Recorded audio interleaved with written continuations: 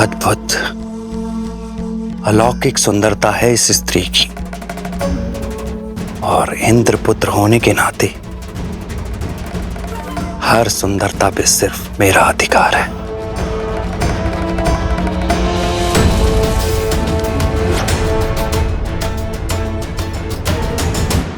सीते? हाँ। केवल हाँ, मुड़कर भी नहीं देखेंगी? पीछे मुड़कर देखने का लाभ तब है जब आप वो सामने लेकर आएंगे जो आपने अपने पीछे छिपा कर रखा है।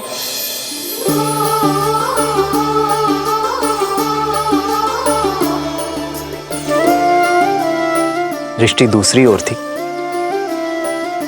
तब भी देख लिया मुझे।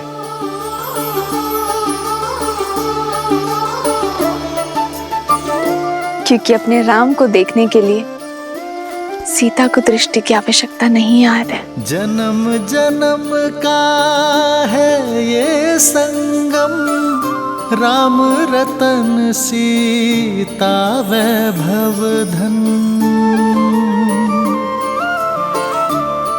ये तुम्हारे लिए है सीता।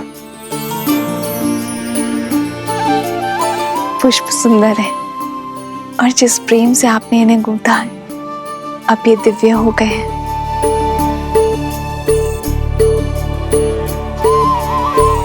आपने ये केवल दिखाने के लिए बनाए हैं, तो स्वयं लगा दीजिए।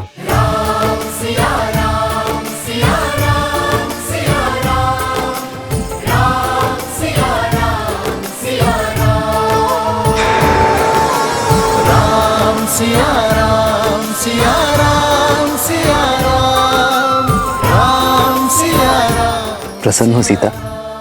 हाँ, किंतु मुझे प्रसन्न करने के लिए उपहारों की आवश्यकता नहीं है आर्य। केवल आपका साथ ही पर्याप्त है। जानता हूं सीता, किंतु प्रेम पालेने के बाद उसका महत्व कम आंकना ही पुरुषों की सबसे बड़ी भूल होती है। जो है, जितना है, उसी में निरंतर प्रयास करना ही सच्चा प्रेम है। फिर महाराज दशरथ की सबसे प्रिय पुत्र वधु और महाराज जनक की सबसे प्रिय पुत्री के लिए मैं इतना ना कर सकूं, तो फिर मेरे पुरुषार्थ का लाभ ही क्या है? आपको ऐसा लग रहा होगा ना कि मेरे माता पिता को मेरी चिंता होगी, किंतु चिंता वहां होती है जहां विश्वास नहीं होता, और मेरे माता पिता को आप पर पूरा विश्वास है। अपने जमाता श्री राम पर महाराज जनक का विश्वास पूर्ण है।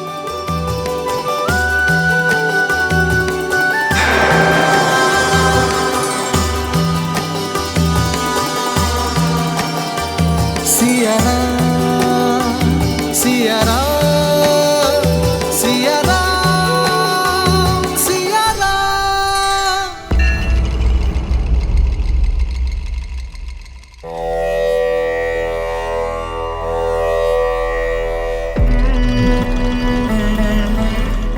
तिलक लगा रही हो, परंतु हाथों में कंपन है। तुम हमारी विजय से प्रसन्न नहीं मंदोदरी? आपके विजय के उल्लास में तिलक लगाया आपकी भार्या ने, पर एक मां के हाथ कांप रहे हैं, क्योंकि आपके पाप के कारण मेरे पुत्र को श्राप चला। क्या लंका को आप यही दिन दिखाएंगे दशानन, कि लंकेश का आदेश उनके पुत्र की मृत्यु का कारण बनेगा? माता, जो श्राप कभी सत्य होगा ही नहीं, उसके ताप से कैसा भय? और मुझे पूर्ण विश्वास है मेरे पिताश्री मुझे कभी ऐसी कोई आज्ञा नहीं देंगे जिससे मेरी मृत्यु मेरे समीप आए, और लंका की महारानी को ये भयभीत होना शोभा नहीं देता। ये महारानी तुम्हारी मां भी है पुत्र। इस श्राप का भय इस मां के मन से कभी नहीं जाएगा। शाप और वरदान एक वीर के जीवन का भागीदार होता है मंदोदरी, परंतु एक पिता तुम्हें यह वचन देता है, जब तक मेरी श्वास चलेगी मेरे पुत्र पर किसी संकट की छाया नहीं पड़ने दूंगा। पाप और श्राप अपने परिणाम तक पहुंचने का मार्ग प्रशस्त कर ही लेते हैं लंकेश। पाप और पुण्य की परिभाषा इतनी सरल नहीं। तुम्हारी मां के मन से यह भय दूर करने का केवल एक ही मार्ग है मेघनाथ। जाओ, तप करके ब्रह्मदेव का आशीष पाओ और उनसे माया युद्ध का आशीष पाओ। एक बार तुम माया युद्ध में सिद्धस्त हो गए तो कोई शाप तुम्हें हानि नहीं पहुंचा पाएगा। जो आज्ञा पिताश्री। लंका की समृद्धि अमर रहे। आशीर्वाद दीजिए। यशस्वी भव।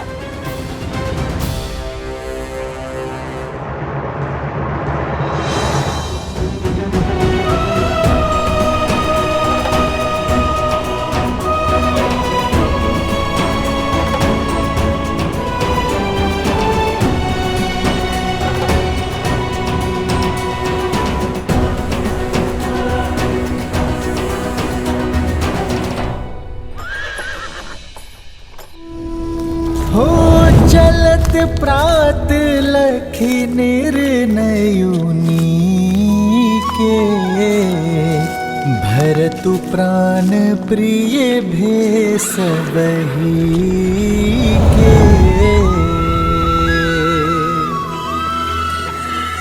मुनि ही बंदी भरत ही सिरुनाई, चल सकल घर विदा कराई।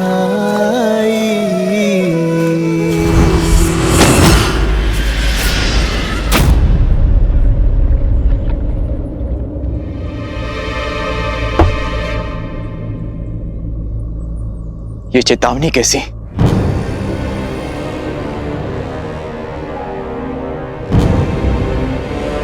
अयोध्या की सीमा लांघकर हम निषाद राज गुहा की सीमा में प्रवेश कर चुके हैं। अपने राम भैया को लाने के लिए हमें जो सीमा तोड़नी पड़े हम तोड़ेंगे।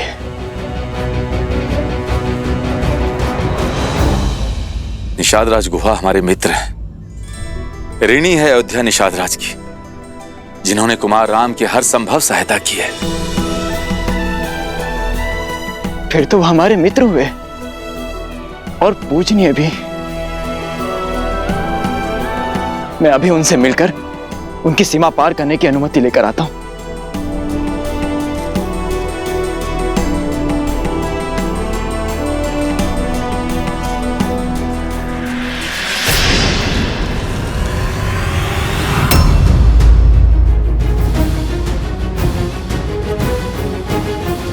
सावधान,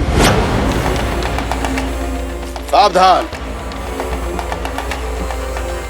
सावधान अयोध्या नरेश भरत। निषाद राज की सीमा पार करके श्री राम के लिए संकट ना ही बनने देंगे हम तुमको। आप अनुचित समझ रहे हैं निषाद राज। मैं तो बस आपसे। हम उचित समझ रहे हैं।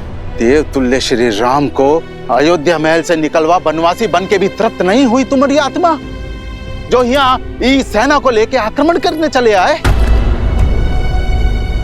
एक पग भी आगे नहीं बढ़ाइएगा। हम जानत हैं कि श्री राम तक तुम्हारा पहुंचना हट होगा और ये भी माने था कि ये युद्ध का ललकार होगा। हम संख्या में कम हैं, परंतु ये युद्ध के बाद अयोध्या बरसों तक पछताएगी।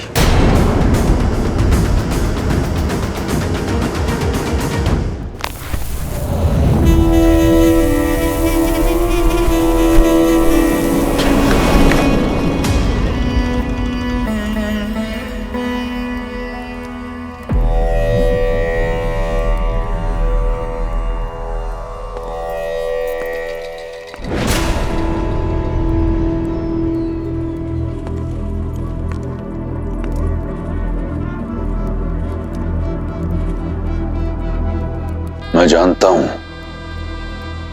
तुम क्या पूछना चाहती हो। मैं फिर भी सुनना चाहता हूं। भैया, आपने मेरे पति के प्राण ले लिए, उससे विचलित नहीं हूं मैं, क्योंकि कदाचित यही आवश्यक था। अगर विचलित नहीं हो तो क्या प्रश्न लेकर आई हो? यही कि मैं अपने पुत्र के प्रश्नों का क्या उत्तर दूं भैया। मामा के होते मां को उत्तर देने की आवश्यकता नहीं।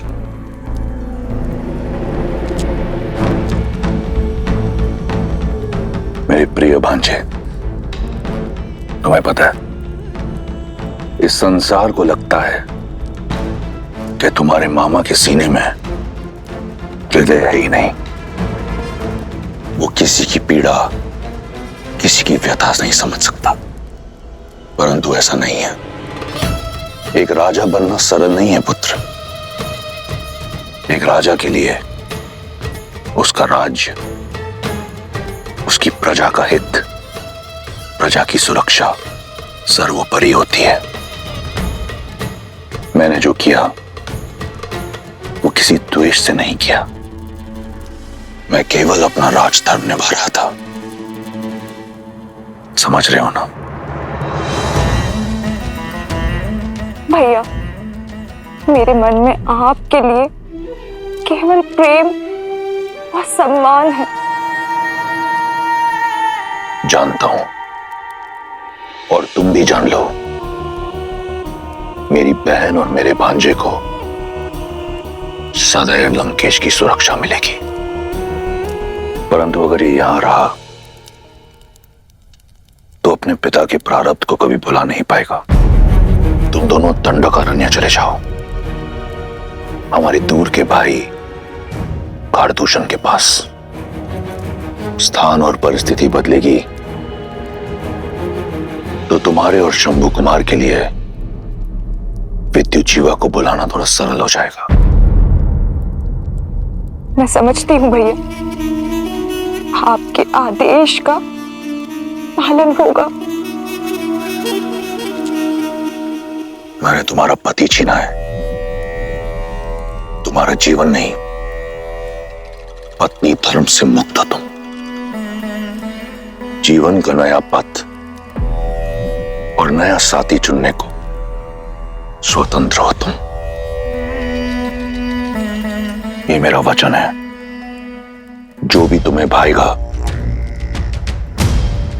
तुम्हारा होगा, तुम्हारा होगा, किसी भी मूल्य पर, किसी भी मूल्य पर। ये रावण का वचन है।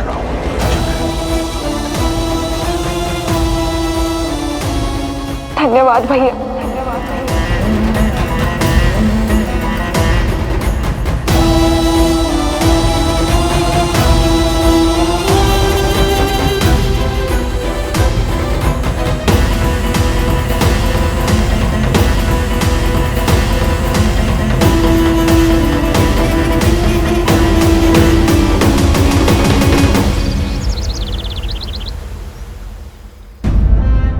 महाराज दशरथ का देहांत और मेरी सीता, राम, सीता और लक्ष्मण को वनवास भेज दिया गया है। ये क्या अनर्थ हो रहा है अयोध्या में आर्य? मेरी सीता और उर्मिला के साथ घोर अन्याय। आर्य, हम इसी क्षण अयोध्या जाएंगे और लेकर आएंगे अपनी पुत्रियों को। हमने उनका विवाह कष्ट और यातनाएं सहने के लिए नहीं किया था। मैं अपनी पुत्री सीता को भली भांति जानता हूं। श्री राम के साथ वन में जाने का निर्णय उसी का होगा, और कुमार लक्ष्मण भी अपने भाई की परछाई हैं, बिना उर्मिला की सहमति के वन में नहीं गए होंगे। और इस संबंध के लिए हमारा कोई उत्तरदायित्व नहीं।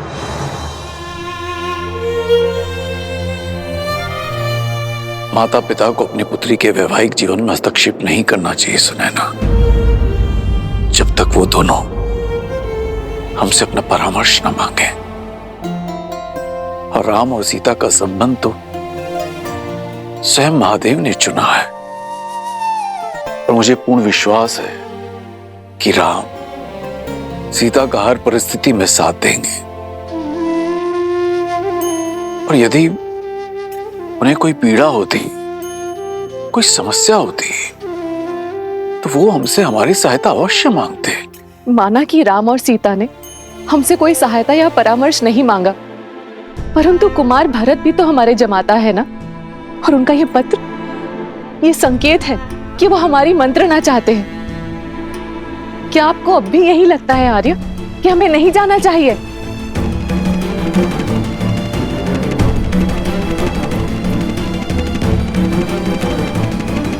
हमारे शरीर में प्राण रहते हम आपको आगे नहीं बढ़ने देंगे। आपका लगाया हुआ हर लांछन, हर अपराध उचित है। मुझ पापी के कारण ही मेरे भैया राम को ये सब कष्ट भोगने पड़ रहे हैं। मेरे प्राण ले लीजिए, किंतु मुझे अयोध्या नरेश मत कहिए। इससे मेरे श्री राम का अपमान होगा, क्योंकि वो सिंहासन केवल उनका है। ये भरत अपने भैया का केवल दास है। आपको मेरे प्राण लेना है तो मेरे भैया से भेंट करने के बाद ले लेना, क्योंकि ये जो भरत आपके सामने खड़ा है ये केवल देह मात्र है।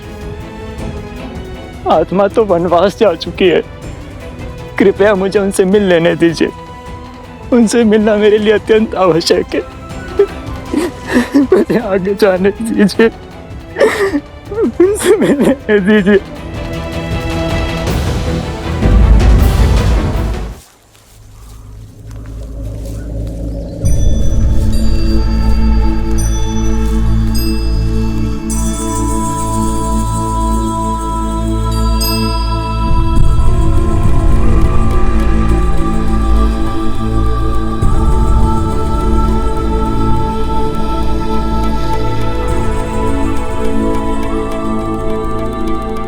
ये कहाँ है?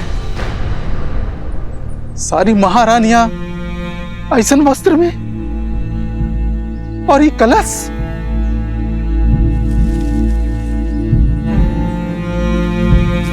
अपने धर्मात्मा पिता महाराज दशरथ की चिता को अग्नि देकर आ रहा हूं। उनकी पावन अस्थियां अपने साथ लेकर जा रहा हूं, ताकि उनके ज्येष्ठ पुत्र मेरे राम भैया उनकी अस्थियों का विसर्जन कर सके। श्री राम को कष्ट पहुंचाना, ऐसा विचार मैं स्वप्न में भी नहीं कर सकता। मेरी मंशा तो उन्हें उनके उचित स्थान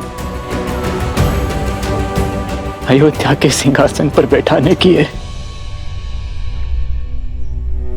यदि आपको अब भी मुझ पर संदेह है तो लीजिए,